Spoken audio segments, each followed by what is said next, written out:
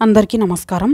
ఈరోజు మీ అందరికీ నేను వినిపించబోయే కథ నన్ను కాస్త ప్రేమగా చూడరు. రచయిత అప్పరాజు నాగజ్యోతి గారు. ఇక కథలోకి వెళితే, తాత గట్టిగా మాట్లాడకు, నాకు ఆన్లైన్ క్లాస్ ఉంది, నీ గదిలోకి పో అంటూ గదిలో నుండి మనవరాలు.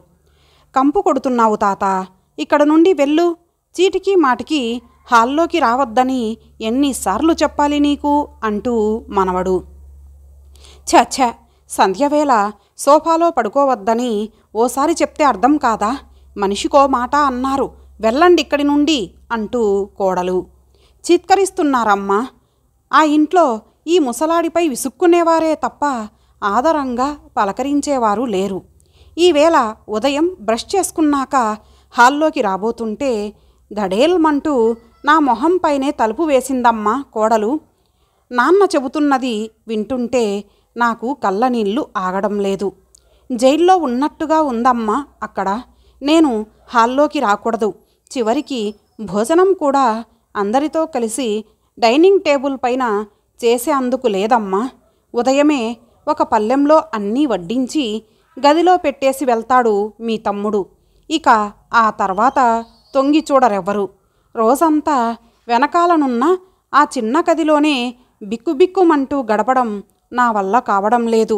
నా పెన్షన్ డబ్బుల్ని నువ్వే తీసుకొని నన్ను కాస్త ప్రేమగా చూసుకుంటావా తల్లి? చేతులు జోడించి అర్థిస్తున్న నాన్నను చూస్తే నా మనసు ద్రవించిపోయింది.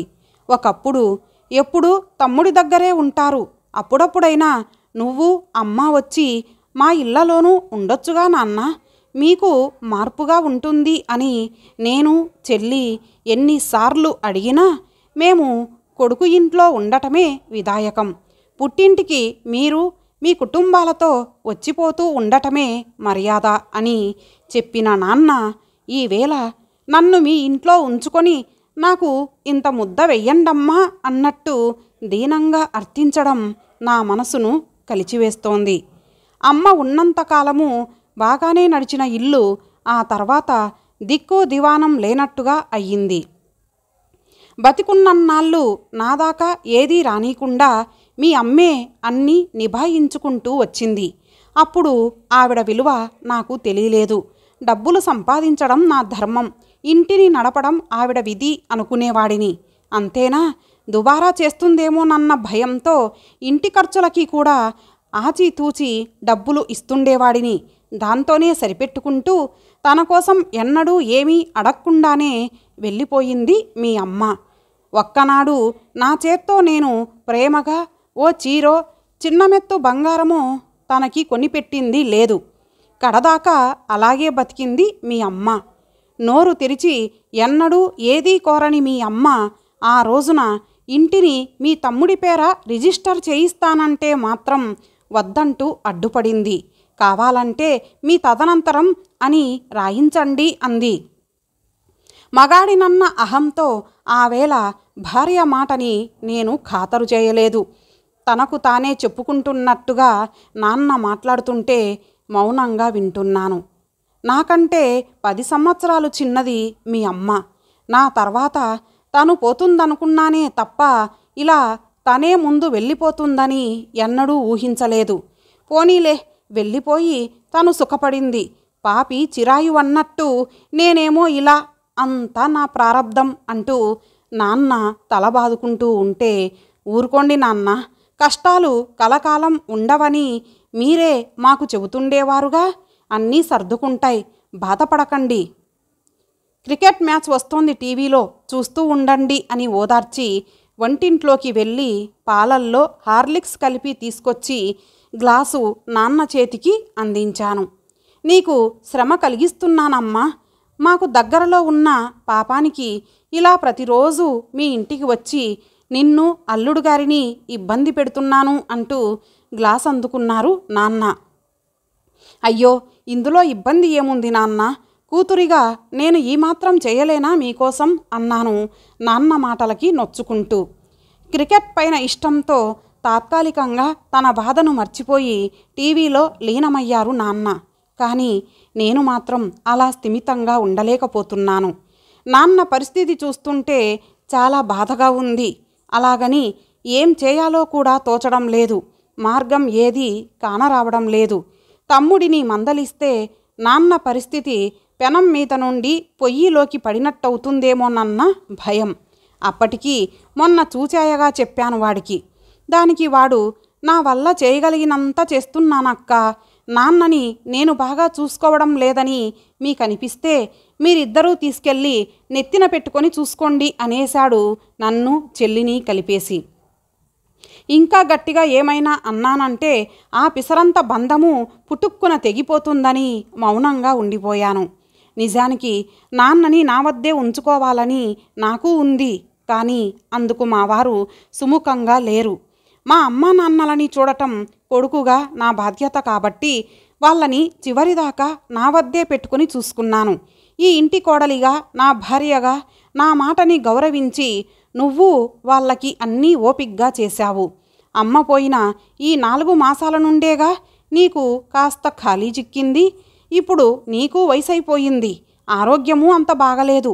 మళ్ళీ మీ నాన్న బాధ్యతని నెత్తిన పెట్టుకొని అనవసరంగా హైరాణ పడకు. మీ తమ్ముడు మరదలు చిన్నవాళ్ళు, వయసులో ఉన్నారు. వాళ్ళ ఒంట్లో ఓపిక శక్తి ఉన్నాయి. వాళ్ళ పిల్లలకి వాళ్ళు పైనుండి కింద దాకా అన్నీ దగ్గరుండి చేసుకోవడం చూస్తూనే ఉన్నాంగా. అదే ఓపిక శ్రద్ధ కన్నతండ్రి పట్ల కూడా ఉండాలి. అంతేగాని నేను ఇంతే చేస్తా, లేదంటే మీ పైన వదిలేస్తా, మీరు చేసుకోండి అనడం కరెక్ట్ కాదు. కోట్ల విలువ చేసే ఇంటిని తన పేరిట రాయించుకునే సమయంలో మీ తమ్ముడికి అక్కా చెల్లెళ్ళు గుర్తుకు రాలేదు. కానీ బాధ్యత విషయానికొస్తే మాత్రం వెంటనే పనిచేసే అందుకు సిద్ధమైపోయాడు. తల్లిదండ్రులని చూడటం కొడుగ్గా అతని కర్తవ్యం. అతని కష్టాలు అతన్ని పడని, ఎవరినీ సంప్రదించకుండా బతికుండగానే ఇంటిని కొడుక్కి రాసిచ్చేయడం మీ నాన్న చేసిన అతి పెద్ద పొరపాటు. అందుకు పరిహారం చెల్లించుకోక తప్పదు మరి అన్నారాయన. ఆయన మాటలు కఠోరంగానే ఉన్నా వాటిలో దాగున్న సత్యం నన్ను నోరెత్తనివ్వలేదు. ఇంతలో సెల్ ఫోన్ మోగితే స్క్రీన్ పైన చెల్లి పేరు చూసి ఫోన్ ఎత్తగానే, నాన్న ఎలా ఉన్నారక్క అని అడిగింది. ఏం చెప్పమంటావులే చిన్ని, నాన్న చాలా ఒత్తిడికి లోనవుతున్నారు అంటూ మెల్లిగా నాన్న పరిస్థితి వివరించాను. నాన్నని వాళ్ళసలు ఆ ఇంట్లో సభ్యుడుగా గుర్తించడం లేదే, నాకేం చేయాలో పాలుపోవడం లేదు చిన్ని అంటూ నాన్న బాధ్యత తీసుకునే విషయంలో మా వారి అభిప్రాయాలు కూడా ఏవీ దాచకుండా చెప్పేశాను. ఫోన్లో కొద్ది క్షణాల దాకా మౌనం రాజ్యమేలింది. అక్క, 4 రోజుల క్రితం అన్నయ్యతో మాట్లాడినప్పుడు నాన్న ప్రస్తావన వచ్చింది. నాన్నకి ఎప్పుడూ హాల్లో సోఫాలో కూర్చోవడమే అలవాటు కదా, ఇప్పుడు కూడా అలాగే హాల్లో తిరగనివ్వచ్చు కదా అని నేనంటే, హాల్లో తిరుగుతూ పెద్ద గొంతుతో మాట్లాడుతుంటే పిల్లల ఆన్లైన్ క్లాసులకు ఇబ్బందిగా ఉంటోందని, వదినకి ఓసిడి కాబట్టి ముతక పంచ మాసిపోయిన కండువా వేసుకొని ఇంట్లో తిరుగుతున్న నాన్నని చూస్తుంటే ఆవిడకి చిరాకుతో తలనొప్పి వస్తోందని అంటూ ఇలానే ఇంకా ఏవేవో చెప్పాడు అన్నయ్య. ఆ మాటలకి నాకు ఒళ్ళు మండిపోయి కుక్కపిల్ల హాల్లో తిరుగుతూ సోఫాలో గంతులేస్తుంటే దాని బొచ్చు ఇల్లంతా రాలుతుంటే వదినకి పర్లేదా మరి అని నేనంటే, ఇంతకంటే బాగా చూసుకోవడం నా వల్ల కాదు. మీ ఇద్దరిని నాన్న పండగలకు పిలిచి పుట్టింటి సారే అంటూ 5 లక్షలు ఇచ్చాడుగా, కాబట్టి నాన్న బాధ్యత మీరు సమానంగా పంచుకోవచ్చు అనేశాడు. మాకిచ్చిన 5 లక్షలు నీకిచ్చిన 2 కోట్ల ఇల్లు ఒకటేనంటావా అని కోపంగా నేను అడిగిన దానికి వాడు టఫీమని ఫోన్ పెట్టేశాడు. ఛ, ఏం మాటలే అవి, కేవలం డబ్బులు ఇస్తేనే తల్లిదండ్రులని బాగా చూసుకోవడం ఏంటి అసహ్యంగా, వింటే నాన్న చాలా బాధపడతారు. నువ్వన్నది నిజమేలే అక్క, కానీ ఏమైనా నాన్న ఆ ఇంటిని వాడి పేరున రాసేసి ఉండకపోతే కనీసం ఇల్లు పోతుందేమోనన్న భయమైనా ఉండేది వాళ్ళల్లో. ఏమిటో మనుషుల మధ్యన చివరికి మిగిలేది కేవలం ఆర్థిక సంబంధాలేనేమో అనిపిస్తోంది అంది దిగాలుగా. వాతావరణం వేడెక్కుతోందని నేనే ఇంకా మాట మారుస్తూ, మా ఆడపడుచు కూతురి పెళ్లి కుదిరిందే. పై నెల 23న వైజాగ్లో చేస్తున్నారు. పెళ్లికి 10 రోజుల ముందర రావాల్సిందేనని మరీ చెప్పారు. ఒక్కగానొక్క మేనకోడలి వివాహం దగ్గరుండి జరిపించాలని ఈయనకి ఉంది. అన్ని రోజుల పాటు మేం వెళ్తే ఇక్కడ నాన్నని పలకరించే దిక్కులేక మరింత ఒంటరి అవుతారేమోనని ఆలోచిస్తున్నాను అన్నాను. అలాగైతే ఆఫీసులో ఏదోలా మేనేజ్ చేసుకొని ఆ టైంకి నేనక్కడికి వస్తాలే అక్క. మీరు పెళ్ళికి వెళ్ళి తిరిగొచ్చేదాకా నాన్నకి తోడుగా ఉంటాను. నాకు నాన్నని చూడాలనిపిస్తోంది అన్న చిన్ని మాటలకి నాకు కాస్త నిశ్చింతగా అనిపించింది. 15 రోజుల తర్వాత, అక్క మీరు పెళ్ళికి ఎప్పుడు బయలుదేరుతున్నారో చెబితే నేను టికెట్లు బుక్ చేసుకుంటాను. వర్క్ ఫ్రమ్ హోమ్ చేసేందుకు మా బాస్ పర్మిషన్ తీసేసుకున్నా అని చెప్తున్న దాన్ని మధ్యలోనే ఆపేశాను. నువ్వు వెంటనే రావాల్సిన అవసరం లేదు చిన్ని. నీ వీలు చూసుకొనేరా. ఈ మధ్య ఇక్కడ చాలా మార్పులొచ్చాయి. ఏమైందో తెలీదు కానీ నాన్నని వదిన నెత్తిన పెట్టుకొని చూసుకుంటోందంటే అతిశయోక్తి కాదు. హాల్లో సోఫాలో కూర్చొని హాయిగా టీవీ చూసుకుంటూ పేపర్ చదువుకుంటూ కాలక్షేపం చేస్తున్న నాన్నని చూస్తుంటే మనసుకి చాలా శాంతిగా ఉంటోందే. నిజమా? నమ్మలేకపోతున్నా. మొత్తానికి కథ సుఖాంతం అయ్యిందన్నమాట అంది చిన్ని ఆనందంగా. అన్నట్టు చిన్ని, నీకు మన శంకరం పెదనాన్న గుర్తున్నాడా? ఎందుకు గుర్తులేడు? నాన్నగారి పెద్దమ్మ కొడుకు. అప్పట్లో మనం విజయవాడలో ఉండే రోజుల్లో మన ఇంటికి వారానికి 2 సార్లైనా వచ్చేవాడుగా. వస్తూ తినేందుకు ఏదో ఒకటి తెచ్చి మన చేతిలో పెడుతుండేవాడు. ఒక్కోసారి ఏదైనా తినాలనిపించినప్పుడు శంకరం పెదనాన్న వస్తే బాగుండు అనుకునేవాళ్ళం కదే అంటూ పాత రోజులు గుర్తుకు తెచ్చింది చిన్ని. అవునే, ఆయనే ఆ మధ్యన ఏదో పని మీద ఇక్కడికి వచ్చారు. అదేమిటే బుజ్జి, మీ నాన్న అంత డీలా పడిపోయాడు? వాడు ఇదివరకటి మారుతీలా అస్సలు లేడు. మీ అమ్మ మరణం వాడిని మానసికంగా కుంగదీసినట్టుంది. దానికి తోడు ఆ ఇంట్లో ఆదరణ కూడా కరువైనట్లనిపించింది. ఏమైనా భార్య ఉన్నప్పుడు మగవాడికి జరిగే భోగం వేరు అంటూ బాధపడ్డారు. ఆయన నాన్న చాలా క్లోజ్గా ఉండేవాళ్ళు కాబట్టి నాన్న పరిస్థితి చాలా తొందరగానే అంచనా వేసినట్టున్నారాయన. అందుకే ఆయన వద్ద నాకు ఏమీ దాచాలనిపించక ఉన్నతున్నట్టు చెప్పేశాను. నేను ఆ ఇంట్లో కూర్చున్న అరగంటలో మీ తమ్ముడు మరదలి వరుస బాగానే గమనించానులే. చీమకి కూడా అపకారం తలపెట్టని గంగిగోవులాంటివాడు మీ నాన్న. అలాంటి మనిషిని తనకేం పట్టనట్టుగా ఆ దేవుడు వదిలేయడులేమ్మా. అంతా మంచే జరుగుతుంది. త్వరలోనే అన్నీ సర్దుకుంటాయి అంటూ నాకు ధైర్యం చెప్పి వెళ్ళాడాయన. ఏ ముహూర్తాన అన్నాడో గాని ఆయన చెప్పినట్టే పరిస్థితి చక్కబడింది. పెదనాన్న వాక్కు అమోఘం. నేను చెప్పిన దానికి అది ఏమీ మాట్లాడకపోయేటప్పటికీ చిన్ని లైన్లోనే ఉన్నావా అంటూ కాస్త గట్టిగా పిలిచాను. ఉన్నానక్క. ఆలోచిస్తుంటే నాకు ఎక్కడో తేడా కొడుతోంది. అసలు అన్న వదినల్లో మార్పుకి కారణం శంకరం పెదనాన్నేనేమో అని నా డౌటు. కాదు, నిస్సందేహంగా ఆయనే. ఆయన ఘటికుడు. ఖచ్చితంగా ఏదో మాటల గారడీ చేసి వాళ్ళని మార్చేసుంటాడు అంది. చిన్ని ఎప్పుడూ చాలా తెలివిగా ఆలోచిస్తుంది. అది చెప్పినట్టే జరిగుండొచ్చు బహుశా. నిజమేనే. ఆ తర్వాత 2 సార్లు పెదనాన్న వచ్చి వెళ్ళినట్టుగా నాన్న చెప్పారు అని నేను అంటుండగానే శంకరం పెదనాన్న నుండి ఫోన్ కాల్ వచ్చింది. చిన్ని, శంకరం పెదనాన్న ఫోన్ చేస్తున్నారే. ఆయనకి 100 ఏళ్ల ఆయుష్. కాన్ఫరెన్స్ కాలులో పెట్టు అంది చిన్ని. రొటీన్ క్షేమ సమాచారాలు అయ్యాక, ఏమే చిన్ని, 4 రోజుల క్రితం మీ నాన్నని కలిసినప్పుడు చిన్నప్పటి నీ అల్లరిని గుర్తు చేసుకొని తెగ నవ్వుకున్నాడు. అక్క, అన్నయ్య ఇక్కడే ఉన్నారు కాబట్టి ఆయనకి వాళ్ళపైన బెంగలేదు. దూరంగా ఉన్న నిన్నే ఎక్కువగా తలుచుకుంటున్నారు. నీకు వీలైనప్పుడల్లా కాదు వీలు చేసుకొని మరీ వచ్చి నాన్నని చూసి వెళ్తుండమ్మా. ఈ వయసులో కన్నబిడ్డల్ని కల్లారా చూసుకోవడానికి మించి వాడికి కావలసిందేముంది చెప్పు? మాది వచ్చే ప్రాణం పోయే ప్రాణమే. పిల్లల పలకరింపులేగా మాకు ప్రాణం పోసేది. పెదనాన్న మాటలకి మేమిద్దరం చాలా ఎమోషనల్ అయ్యాం. చిన్ని అయితే ఏడ్చేసింది. నువ్వు చెప్పింది నిజమే పెదనాన్న, తప్పకుండా వస్తాను.